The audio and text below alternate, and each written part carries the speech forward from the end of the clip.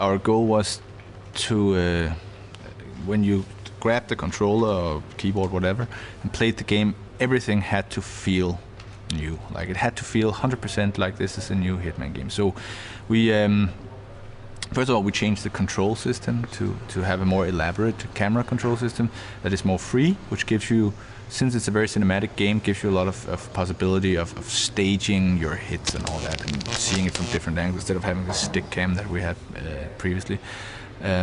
We also developed a new engine, not a patched up previous engine, but a new render engine that now on platforms that supported supports all kinds of shader models and whatever. We even have these shader models hacked in on PS2.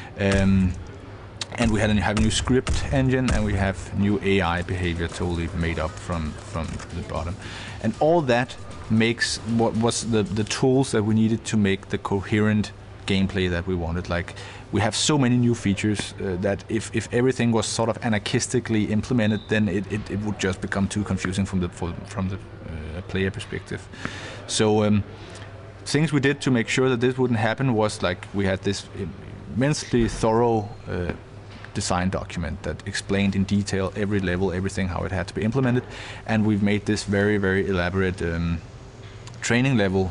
We did some training levels on previous games, but they were like, yeah, take this, play around with it, and see if you can figure it out. But right now we have like a linear, very opposite to the game, a very linear progressing level, which is entertaining and very nicely looking, that takes you through all the things that you can do in the game. So when you start the first actual open-ended level, you'll have this, you know, huge set of tricks that you can play around with and figure out how it actually works when you're not doing it in a controlled environment.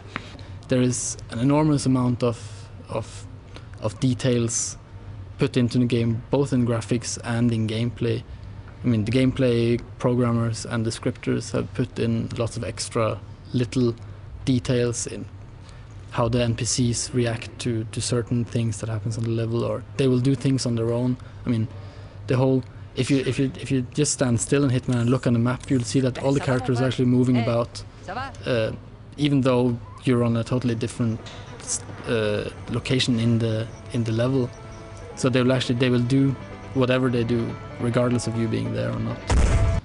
The thing is that since we changed a lot of our core technology, it has freed up, actually freed up some room for the script and for the AI, which has enabled us to do more on the same platforms, to push both the PS2 and the Xbox even more to the limit of what they can do.